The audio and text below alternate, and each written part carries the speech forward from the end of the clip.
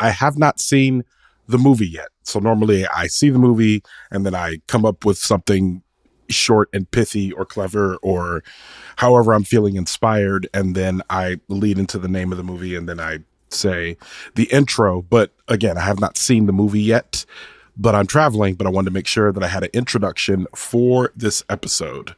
So enjoy the episode.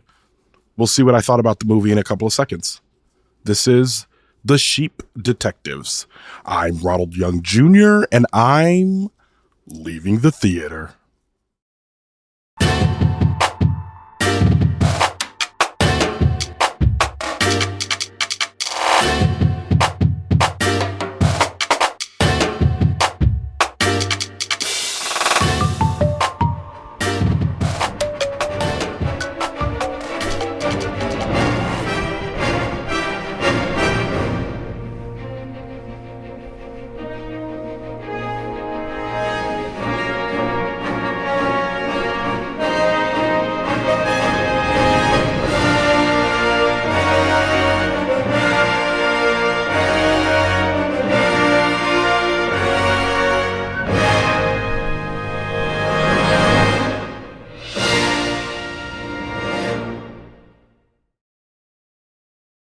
All right, this is Ronald, and I am leaving the theater after seeing The Sheep Detectives. The Sheep Detectives, written by Craig Mazin, directed by Balda, starring Hugh Jackman, Braun, Galitzine, Molly Gordon, Chau, Emma Thompson, Julia Louis-Dreyfus, Bryan, Cranston, Chris O'Dowd, and Regina Hall. Per usual, for a complete listing of the cast and crew, you can go to the link in our show notes. I would strongly encourage you to do that for this film because there is a large voice cast as well as in-person cast, and I did not include everyone, so you can go look at that at the link in our show notes. I am not here alone. I am here with Michal Paris Davis. Michal Paris Davis. All right, The Sheep Detectives. This is a film about a shepherd, played by Hugh Jackman, who is murdered. If you've seen the trailer, you know that then the sheep have to set about the journey of solving the mystery. He is a good shepherd. He is kind to his sheep. He reads them a lot of murder mystery novels, so they are apt to solve the crime, specifically one sheep, Lily, who I believe is played by Julia Louis-Dreyfus, who is setting about finding out why this poor shepherd was murdered. It unfolds in a town I believe is called Denbury, something like that. The town is called Denbrook. Denbrook, yes. Denbrook, it is set in the town of Denbrook. That is where we find all the players who find out about the murder. All right, enough of that. Michal Paris Davis, what did you think of this film? Honestly, going into it, I thought it was going to be incredibly cheesy. But for a detective film, it was actually a great film. I had a great time. I laughed, I cried, and I got really mad. I agree. I think that in terms of what to expect from this film, I think you're expecting a stupid film about sheep solving a crime. But what it gives you is a top tier, I'm talking Knives Out, I'm talking Poirot, whatever those movies are now called. They have 3 different ones that came out that are all starring that Kenneth Branagh and those ones. Y'all know what I'm talking about. Murder on the Nile and Murder on the Orient Express, all of those. It is giving the best version of those mystery films. You just have to, if you saw this and said, not for me, but you are a person that watches British detective films and reads British detective books, this is firmly in that category, and it does it very, very well. Yeah, I fully agree. I didn't want to like it because it's an Amazon Studios film, and I was like, oh. Shout out to Daryl Murphy. You know who you are. That's our Project Hail Mary correspondent, who definitely went on about a 4-minute rant about that movie being an Amazon original.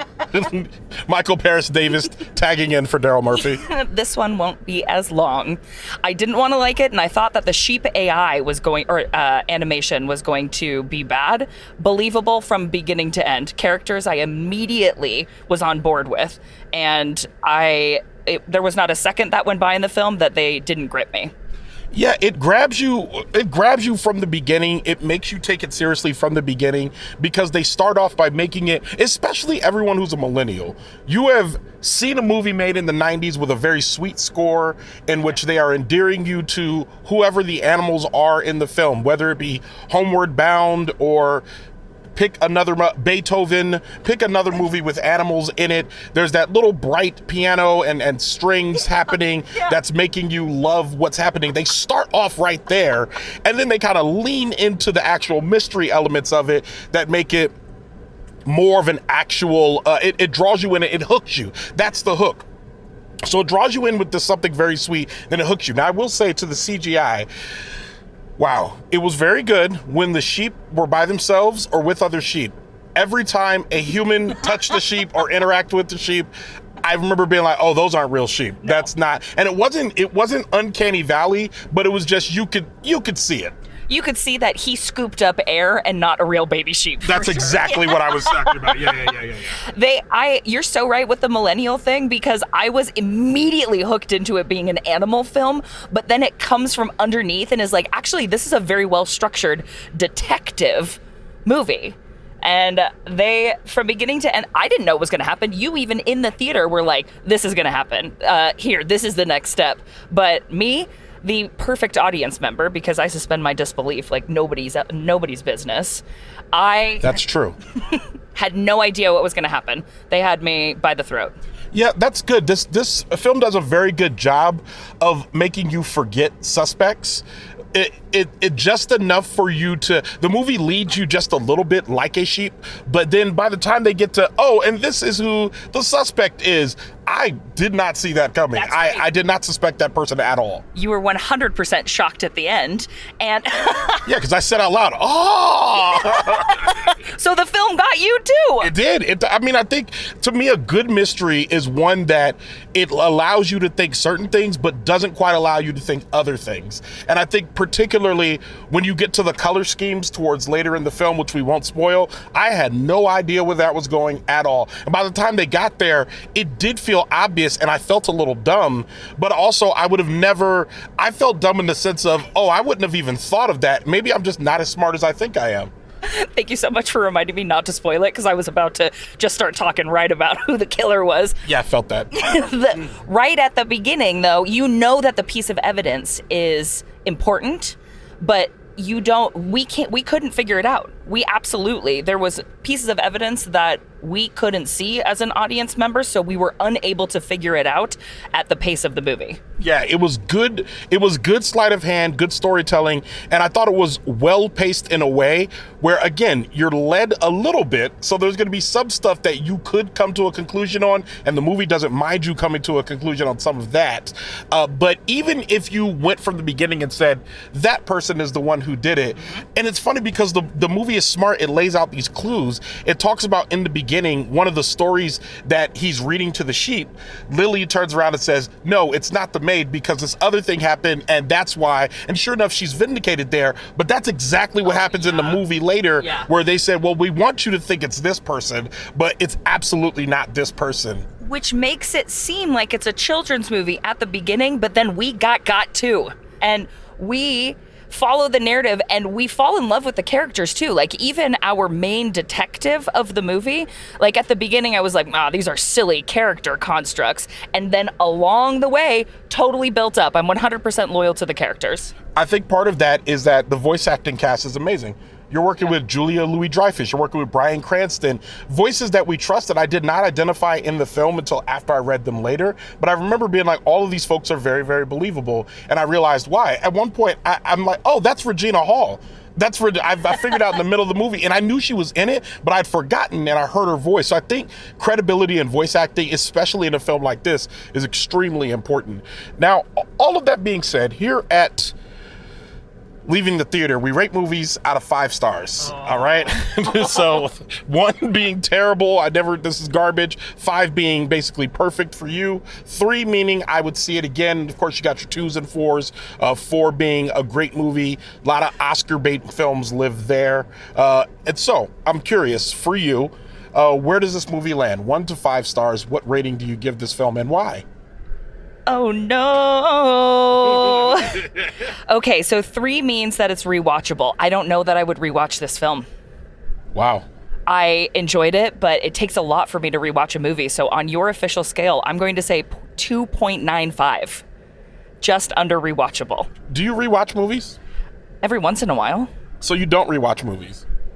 No. So 3 is not a good scale for you if you're not a rewatcher. So there has to be something else. All right. To say that 3 is the average number, you're saying that this movie is below average for you. No, it was above average. Okay. So in that case, now that you understand the scale a little bit more, could you give me, let's say 3 being an average film, like, oh, I liked that. Okay. Versus 4, I loved that. 3.8. Okay. Actually, knowing you, I feel like that 100% fits. I'm going to give this film a 4.15. Wow! Yes, this is a great movie. I'd say the only drawback that keeps this from being a 4.25 or a 4.50 is there was no reason for me to be in a theater watching this film. Amazon, you have put this movie in the theater. Yes, it has a theater window. Great. People are going to go see it. Maybe you'll make some money. That's fine. But there's no need for me to be in the theater watching this film. I just felt like there were several times in which this type of movie, this type of mystery movie that doesn't have big set pieces or anything like that, there's no reason for me to drive to a theater, get out of my car, go inside, unless you're in Arizona and you just want to get out of the heat, which we are, and that's fine. But that being said, like, that's the only reason why you'd really need to be out of the heat watching this movie inside in air conditioning. But if you have air conditioning in your house, you could just be watching this on the couch. And I think if I was watching this on the couch, it'd probably be like a 4.5, 4.6, 4.7. Really? Who is the target audience for this movie? I have no idea, because it doesn't feel like a children's movie. No, it doesn't. It feels like it was for us. It feels like it was for millennials. It slips in, I would say, in the sophisticated circle that Pixar normally operates in, making a film that is so good that parents want to watch it, and dumb enough that kids will miss the parts about it that make it super emotional and resonant for parents, like a Coco. Yeah. You know, but I'd say it's slightly elevated than that, because there's just not a ton of kid elements there, except for the fact that the sheep are talking. Yeah, okay. That you can bring your kid to this movie. You absolutely can. Like, this is a family film. You can bring a whole family to the movie, but if you're a family that, like, I remember I was thinking my mother would love this film. My sister would love this film. My dad would be engaged enough. I don't know if he would love it, but he'd be engaged enough to finish it and be like, man, those sheep were crazy. So there's plenty of, like, it marks a lot of quadrants. Curtis would like this film. Curtis, my action movie loving friend that always surprises me with a pick out of left field. Well, it'll be like, oh, I liked this. I'm like, I didn't expect that from you, Curtis. I think he would like this film. If he was like, oh, I only got to see one movie, I got to bring my child Evelyn and my wife Jen to this film, he would like this. Marcus would not. Marcus would be like, stupid. She was talking. He wouldn't like this. So I feel like there's ways in which it hits all 4 quadrants and also misses on all 4 quadrants. I was about to ask you to list all of your friends and whether or not they would like this movie. I could go through each one of them. Marilyn, yes. Caroline and John. Caroline would be like, it was cute, but a little stupid. John would be like, what are we talking about here? We can just start going down the list. Nora would be like, okay. And then Nora's husband, John, would be like, I mean, he'd make a lot of dad jokes about lamb and sheep. So I'm not going to go through all my friends because I'm getting in trouble for people I didn't mention. Tyra would not watch this. Jamal would not watch this. He would be like, why am I at the movies? I could be doing something more important. I could go down through a list of people. I don't, but the point is, for the most general people who like movies, and specifically millennials who like British detectives film, this is a film for you. I was about to say 10 out of 10, but it's 3.8 out of 5. Yeah, I was going to say, just multiply 3.8 times 2 and you get the number that is actually out of 10.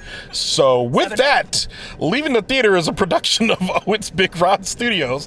I mixed this episode, and per usual, I'm out here working hard. I'm currently in Arizona, and I'm still working. I did actual work this week that was not related to It's Big Ron Studios, some of my other production work that I'm doing. I'm actively working on a pilot that I'm set to release on Patreon as soon as I get it finished. It is a video and audio project, but it's coming out soon. It hasn't even been announced on Patreon yet, which means by the time you decide to start helping It's Big Ron Studios by becoming a patron, you could see that video audio pilot on Patreon. I am working hard. I'm out here doing hard work.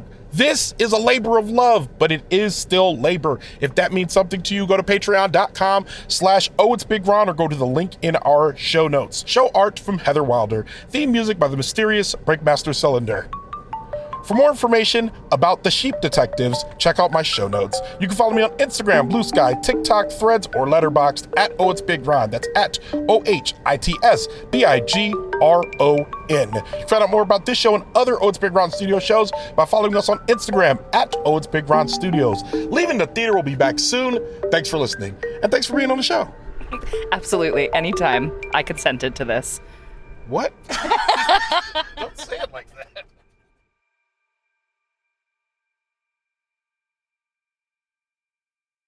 I'm Ronald Young Jr., and I'm not as smart as I think I am.